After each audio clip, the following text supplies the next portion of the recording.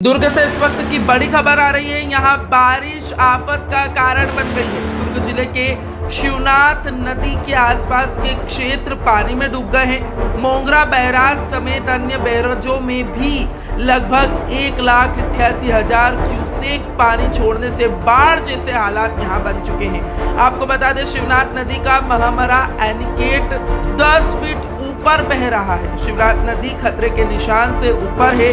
खनौत के ईंट भट्टे में फंसे लोगों को एसडीआरएफ की टीम ने रेस्क्यू किया है। ईटा भट्टा में काम करने वाले मजदूरों को सकुशल टीम ने बाहर निकाला है। जिला प्रशासन ने पहले ही एक अलर्ट जारी किया था, जिसके माध्यम से आसपास के क्षेत्रों में मुनादी कराई गई थी। एसडीआरएफ की टीम सुबह से ही हाई अलर्ट पर है। आसपास के क्षेत्र में फंसे लगभग 40 लोगों को एसडीआरएफ की टीम ने सकुशल बाढ़ से निकाला है। बाढ़ की वजह से ग्रामीण क्षेत्र का जिला मुख्यालय से पूरा संपर्क टूट चुका है। यह पूरी खबर दुर्ग से आ रही है। यहाँ बारिश ने आफत के हालात बना दिए।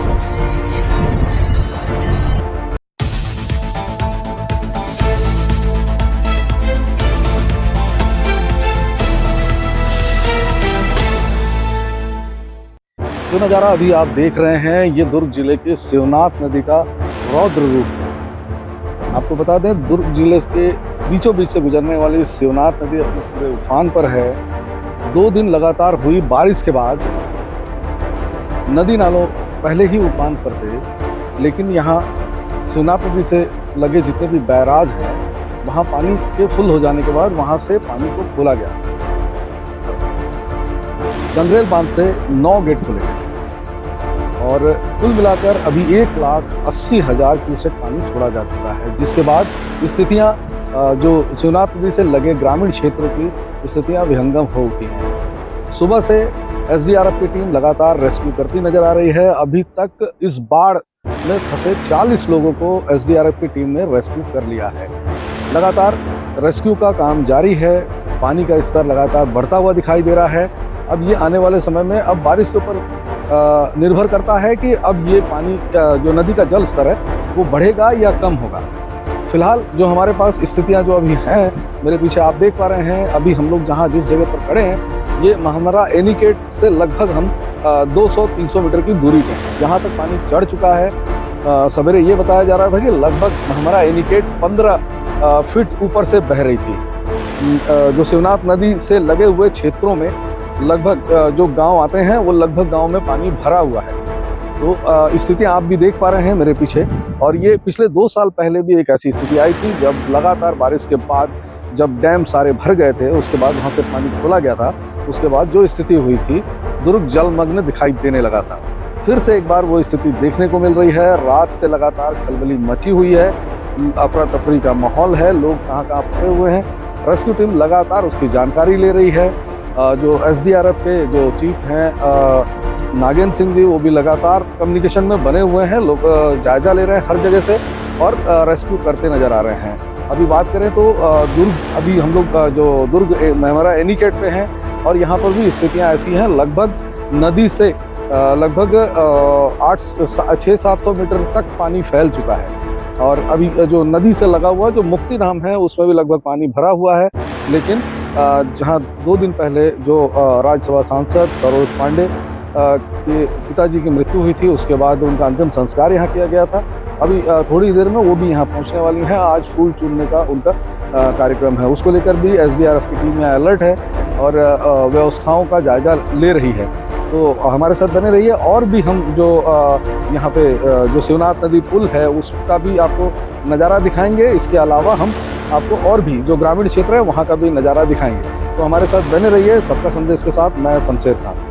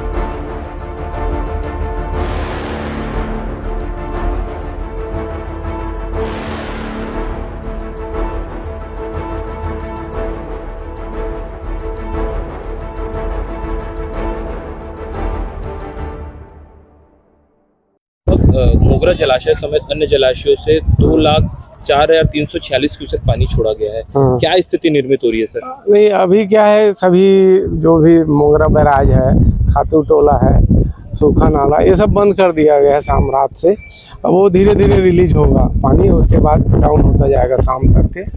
अभी बढ़ रहा है मगर शाम तक वो रिड्यूस होके कम हो जाएगा सर, अब इससे ज़्यादा नहीं बढ़ेगा पानी। सर किस प्रकार की मॉनिटरिंग आप लोगों के द्वारा की जा रही है? हमारे तरफ से अब मॉनिटरिंग ये है कि सब मुनादी करा दिया गया है गाँव पे, और पुलिस व्यवस्था है ही हर जगह, जिला प्रशासन भी उसमें ध्यान दे रही, और अभी तक ऐसा कोई मानहानि या जनहानि का ऐसा नहीं आया है कोई रिपोर्ट, और सुरक्षित है। ऐसे गांव वगैरह डूबने का है कि ऐसा अभी स्थिति निर्मित नहीं हुई है, अब वो नहीं होगी शायद, ऐसा लगता है, क्योंकि पूरे बांध बंद हो चुके हैं, धीरे धीरे कम हो जाएगा पानी। ठीक।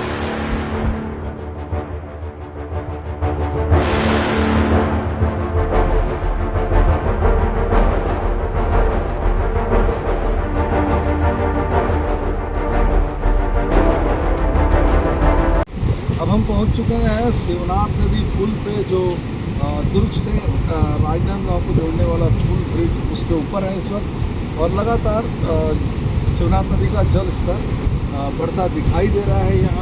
यहाँ मेरे चारों तरफ आप देख पा रहे हैं, चारों तरफ एकदम विहंगम दृश्य है। शिवनाथ नदी पूरे रौद्र रूप में है।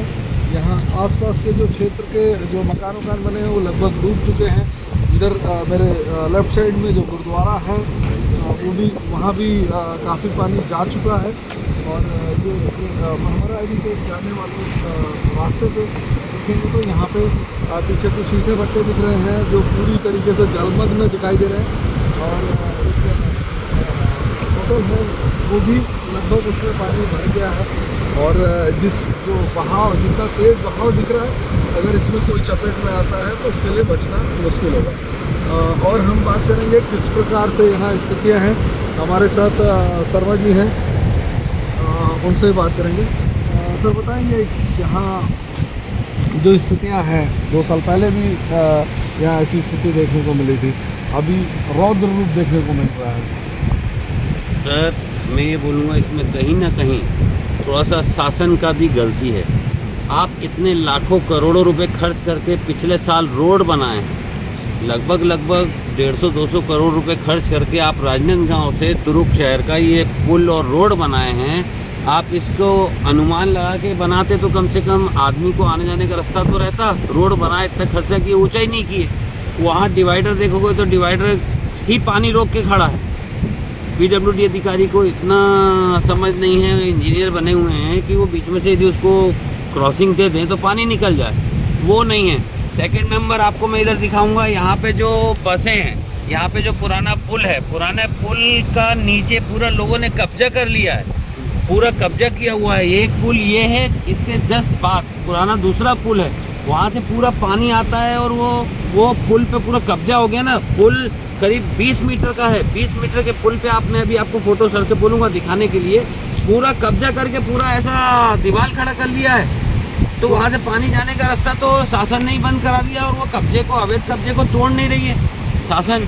तो पानी निकलेगा नहीं तो ये तो डूबेगा। यहाँ आपका कहना है कि अतिक्रमण के चलते पानी की निकासी को लेकर प्रॉब्लम हो रही है, जिसकी वजह से जब भी ये बैराजों से पानी छोड़ा जा रहा है तो ऐसी स्थिति निर्मित हो जा रही है। बिल्कुल, ये एकदम हकीकत है। अब आप देखिए, वहाँ का जो पानी निकलने का जो जगह है, आप उसको पैक कर देंगे तो वो पानी कहीं ना कहीं से बस्ती में घुसेगा। भाई आप पानी का जो पुराना रास्ता था, आप उसको खोल के रास्ते को क्लियर कराई ना। वहाँ रास्ता जाम कर दिए हैं। यहाँ देखिएगा तो ये डिवाइडर बना के इसको जाम कर दिए हैं। यहाँ देखिए गुरुद्वारा किनारे बना है, पूरी मट्टी कट रही है उसकी। इसमें पिचिंग कार्य होना चाहिए, नहीं कर रहे हैं। वो किनारे में रेस्ट हाउस बना हुआ है, वो देखिए, वो हमारे भैया बना है, लेकिन उसमें पिचिंग नहीं है, वो डूब रहा है।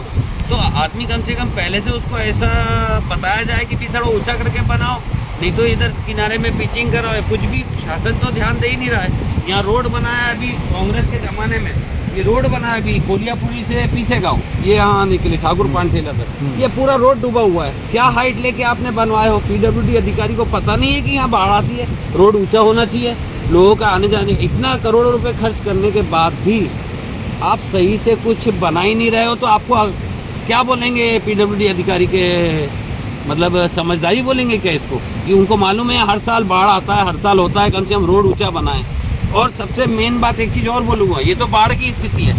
सेकंड नंबर, आप जानते हैं पुलगांव चौक से अंजोरा राजनांदगांव जाने के मार्ग पे बसाहट नहीं है, खाली अंजोरा एक बस्ती पड़ता है, तो इतनी झमाझम लाइटें लगाए हैं। लेकिन पुलगांव चौक से अंडा, पुलगांव चौक से आप अंडा जाएंगे ना भाई साहब, एक भी लाइट नहीं है, लोग रोज एक्सीडेंट का शिकार हो रहे हैं। आज देखिए पल्स हॉस्पिटल में पड़ा है वो सरपंच कोलियापुरी का, गायें बीच में आ गई, दिखी नहीं गायें, अचानक से आ गई, लाइट नहीं। अब क्या करेगा आदमी, वो ब्रेन हेमरेज हो गया बेचारे को, वो पल्स हॉस्पिटल में है, सुनील मिश्रा करके। अभी रोज एक्सीडेंट हो रहे हैं जो उसके। बाढ़ की स्थिति है उसको लेकर अगर बात करें तो यहाँ आसपास हमको दिखाई देता है कि ईंटे भट्टे भी थे और रेस्टोरेंट थे, होटल थे। मैं तो ये बोलूँ सर, नदी के शासन खुद नहीं चाहता है कि नदी का किनारे को सही किया जाए, क्योंकि जब हाई कोर्ट का, सुप्रीम कोर्ट का ऑर्डर है कि नदी से 500 मीटर के आसपास कोई भट्टा नहीं होना चाहिए ताकि आप मट्टी को नहीं खाएं, ताकि ये बाढ़ की स्थिति निर्मित नहीं हो। लेकिन शिवनाथ नदी से 500 मीटर, कोई भी नदी नाले से 500 मीटर दूर ही कोई भट्टा होना चाहिए। ये आप देख रहे हैं लाइन से पूरे भट्टे यहीं नदी किनारे, 100 मीटर नहीं है, वो 50 मीटर पे भट्टे लगे। इधर आगे चल दीजिए, पूरे भट्टे लगे हुए। ये सबसे दूर होना चाहिए नदी से, इसकी तरफ तो कोई ध्यान ही नहीं देता, सब पैसे खाने में मस्त, ये सरकार भी पैसे खाने में मस्त। क्या ईंटों भट्टों की बात करें तो क्या जान माल की किसी प्रकार की स्थिति यहाँ सर रात को हमने कंप्लेंट किया था ललित चंद्राकर जी को, माननीय विधायक हैं ग्रामीण के, उनको हमने कंप्लेंट किया था। उन्होंने ये सब स्थिति को देखते हुए तत्काल कार्रवाई का आदेश दिया और सीओ साहब को भेजे, एसडीएम साहब को भेजे, और छोटी गांव में जो भट्टों में लेबर लोग थे उन लोगों को रात को 10-11 बजे रेस्क्यू करके निकाला गया। टीम आई थी, उसने निकाला। और सुबह तक 40 लोगों को रेस्क्यू किए जाने की रिपोर्ट आ गई थी। जी। अभी क्योंकि जल स्तर अभी बढ़ रहा है, तो कैसे देखते हैं कि आने वाले समय में और क्या शासन प्रशासन को इसको सुरक्षा की दृष्टि से क्या करना चाहिए? सर इसमें सबसे पहले तो जो नदी के आसपास जितने भी मकान बन रहे हैं, घर बन रहे हैं, इन सबको नहीं होना चाहिए, नदी से थोड़ा दूरी रखना चाहिए और नदी को दोनों तरफ से पिचिंग कराना चाहिए और थोड़ा सा उसको उठाव होगा तो पानी ऑटोमेटिक निकल जाएगा। मट्टी काट के तो पूरा नदी तो इधर शहर की तरफ ही बढ़ रही है, इसकी तरफ तो कोई ध्यान ही नहीं दे रहा है। पेड़ के किनारे, यहाँ नदी के किनारे में पूरे पेड़ लगाना चाहिए, इनका तो पेड़ लगाने का तो संकल्प है नहीं। वहाँ जाके हररस में देखो तो पूरे पेड़ काट रहे हैं। 1 सितंबर से फिर पेड़ काटना स्टार्ट हो गया, क्योंकि वो अंडानी को बेच दिए हैं बीजेपी वाले, कोयला खदान, तो वो तो पूरा पेड़ काट के पूरा जमीन को बेकार करते जा रहे हैं। यहाँ तो पेड़ होना चाहिए। सर मेरा नाम सुमित शर्मा है और मैं आम आदमी पार्टी का कार्यकर्ता हूँ और छत्तीसगढ़ प्रदेश का अध्यक्ष हूँ भ्रष्टाचार उन्मूलन समिति। अभी हमारे साथ सुमित शर्मा जी, उनकी भी बातें आपने सुनी, जहाँ उन्होंने शासन प्रशासन की बात की। कहीं ना कहीं इसमें जो एक सोच की एक लापरवाही जो है उसको लेकर उन्होंने बहुत सारी बातें कही और कहीं ना कहीं कुछ हद तक वो चीज़ें दिखती भी है। तो अभी बने रहिए और स्थितियाँ अभी लगातार तो जल स्तर बढ़ते क्रम में है। अब देखना होगा कि शासन प्रशासन हालांकि अलर्ट दिखाई दे रहा है, लेकिन फिर भी क्या पूरी मुस्तैदी के साथ वो काम कर रहा है। जैसा कि हमने अभी एक मोहलाई गांव में हमने देखा कि पानी का उफान बहुत तेज है, उसके बाद भी उसमें बच्चे जो है नहा रहे हैं, कूद रहे हैं, ऐसी स्थिति है। अगर जैसे कई ऐसे क्षेत्र हैं, ग्रामीण क्षेत्र, जहाँ पे ऐसी अव्यवस्थाएं हैं, जहाँ शासन प्रशासन की नज़र नहीं है, तो कहीं ऐसी बड़ी दुर्घटना किसी प्रकार की न घटे, जिससे शासन प्रशासन को एकदम चौकन्ना रहना होगा। मैं सबका संदेश के लिए शमशेर खान।